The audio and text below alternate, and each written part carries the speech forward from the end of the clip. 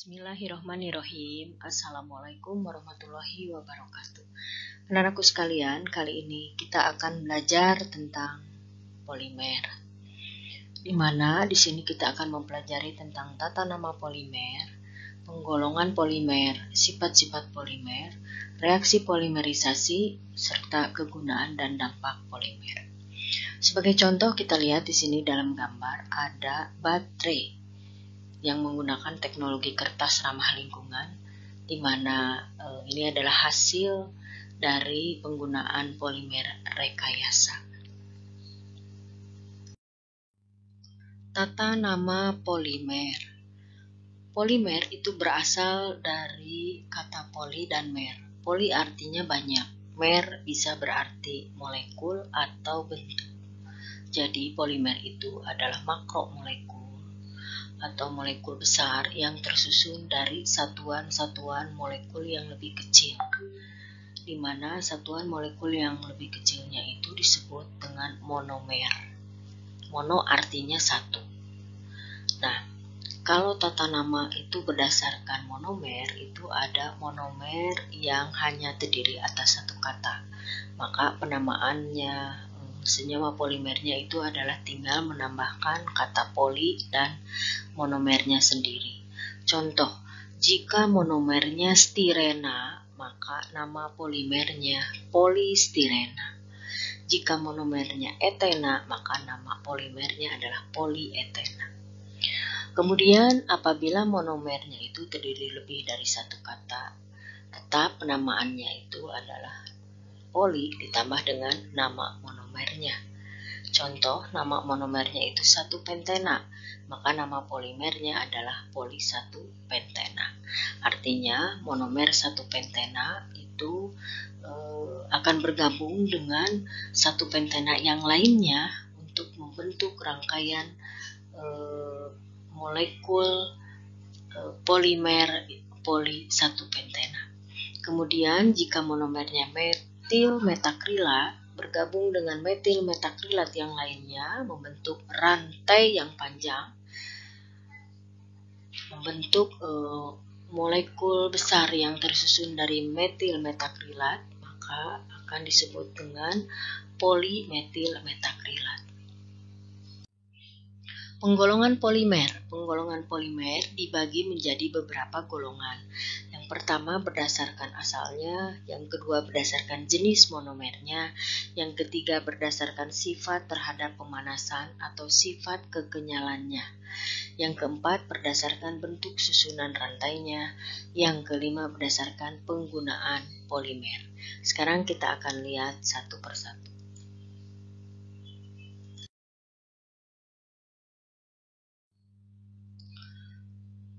Sekarang kita lihat penggolongan polimer berdasarkan asalnya.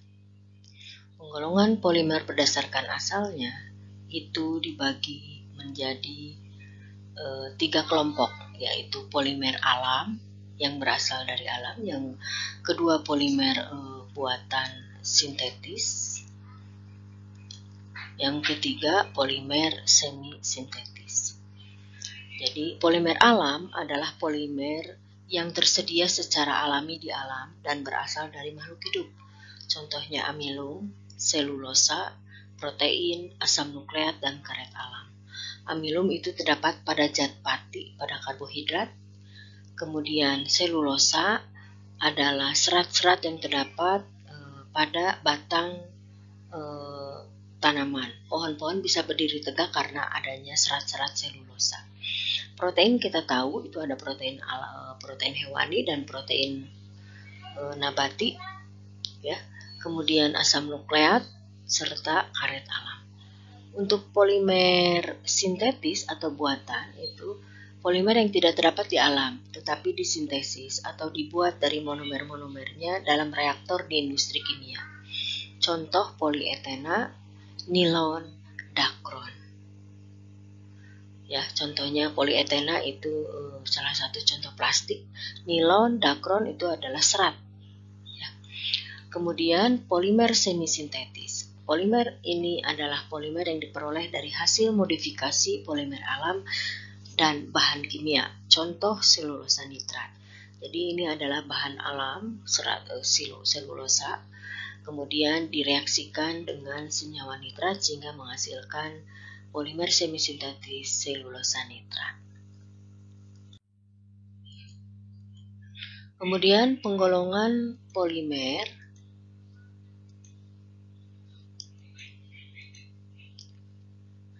berdasarkan jenis monomernya, yaitu ada jenis homopolimer. Homo artinya sama atau sejenis. Jadi homopolimer ini disebut juga polimer yang tersusun atas monomer-monomer yang sama atau sejenis. Polimer ini juga disebut polimer linier. Contoh adalah PVC, polyvinyl klorida, protein, dan karet alam. PVC adalah jenis plastik yang biasa digunakan untuk membuat mainan anak-anak atau alat-alat rumah tangga atau alat-alat furniture seperti bangku-bangku plastik, rak-rak, lemari plastik, nah itu dari PVC. Ya, kalau protein kita tahu adalah jenis protein jenis polimer alam yang biasa terdapat pada makhluk hidup, ada dalam daging, telur, dan sebagainya. Kemudian karet alam itu sejenis getah yang membentuk karet cat yang kenyal, ya, bisa ditarik, bisa diulurkan. Ini termasuk kepada homopolimer. Jadi pada PVC, protein, dan karet alam ini adalah monomer-monomernya sejenis, sama, seragam. Kemudian yang kedua disebut copolimer. Copolimer yaitu polimer yang tersusun atas monomer-monomer yang berlainan jenisnya. Contohnya nilon, tetoron, dan baklit. Nah, berdasarkan susunan monomernya, copolimer itu dibedakan menjadi copolimer bergantian atau selang-seling, copolimer blok, copolimer bercabang, dan copolimer yang tidak beraturan. Sebagai contoh, di sini ada gambar, ada bentuk bulatan yang berwarna biru, dan ini ada segi 8 ya, segi 8 yang berwarna ungu. Ini menunjukkan jenis polimer yang berbeda monomernya. Jadi monomer yang berbeda ini diselang-seling. Nah, berdasarkan susunan monomer ini ada beberapa jenis copolimer. Yang A, kita lihat gambarnya ini merah dan biru, di mana susunannya itu acak atau tidak beraturan. Ya, susunannya tidak membentuk pola tertentu, acak saja, jadi disebut ini copolimer acak atau copolimer tidak beraturan. Sedangkan yang B itu kita lihat adalah antara monomer yang merah dengan yang biru itu selang-seling bergantian secara beraturan. Jadi ini disebut copolimer bergantian atau selang-seling. Sementara yang C ini ada beberapa monomer sejenis yang berwarna merah kemudian berganti menjadi monomer yang berwarna biru secara blok. Jadi ini disebut copolimer blok. Ya. Sementara untuk yang D adalah copolimer bercabang. Kita lihat di sini campuran antara monomer yang berbeda jenisnya tetapi membentuk polimer yang bercabang. Berikutnya adalah penggolongan polimer berdasarkan sifat terhadap pemanasan atau sifat kekenyalannya. Yang pertama adalah termoplastik. Polimer termoplastik memiliki sifat-sifat antara lain berat molekulnya kecil, tidak tahan terhadap panas. Jika dipanaskan akan melunak, kemudian jika didinginkan lagi akan mengeras dan mudah diregangkan. Fleksibel, titik keleleh rendah, dan dapat dibentuk ulang atau didaur ulang. Mudah larut dalam pelarut yang sesuai dan memiliki struktur molekul linier atau bercabang. Contohnya polietilena, PVC, dan polistirena. Nah, ini adalah jenis-jenis termoplastik. Jadi termoplastik ini dikenal dengan plastik-plastik yang bisa didaur ulang. Karena itu kita sering temui pemulung-pemulung yang mengumpulkan bahan-bahan kemasan plastik bekas yang dikumpulkan kemudian dijual. Nah, itu adalah untuk diolah kembali di pabrik plastik untuk didaur ulang menjadi plastik-plastik dengan bentuk yang baru. Berikutnya adalah thermosetting. yaitu jenis polimer yang memiliki sifat antara lain keras dan kaku, tidak fleksibel. Jika didinginkan akan mengeras, tidak dapat dibentuk ulang, dan tidak dapat larut dalam pelarut apapun. Jika dipanaskan pada suhu yang terlalu tinggi akan meleleh, tahan terhadap asam dan basa, serta memiliki ikatan silang antara rantai molekulnya. Contohnya bakelit, polyester, dan uretan. Bakelit adalah salah satu contoh plastik yang digunakan untuk isolator pada alat-alat listrik, karena harus tahan panas, tahan asam basa, tidak mudah meleleh. Ya. Nah, apa yang menyebabkan si plastik ini begitu kuat sehingga tidak bisa didaur ulang, tidak bisa dilelehkan dan dicetak kembali, karena mempunyai ikatan silang antar rantai molekulnya. Kemudian ada jenis plastik elastomer, yaitu polimer yang elastis dan dapat mulur jika ditarik, seperti karet, tetapi kembali ke awal jika gaya tarik ditiadakan. Ini adalah jenis karet sintetis, yaitu contohnya SBR. Nah, ini dikenal sebagai jenis karet sintetis yang digunakan untuk ban kendaraan. Berikutnya adalah penggolongan polimer berdasarkan bentuk susunan rantainya. Ada yang disebut polimer linier. Polimer linier yaitu polimer yang tersusun dengan unit ulang berikatan satu sama lainnya membentuk rantai polimer yang panjang. Contohnya polietena dan polivinyl klorida. Ini kita lihat rantainya membentuk rantai lurus yang panjang. Ini polimer linier. Sementara kalau polimer bercabang yaitu polimer yang terbentuk jika beberapa unit ulang membentuk cabang pada rantai utama. Ini ada cabang-cabangnya disebut polimer bercabang. Contohnya glikogen.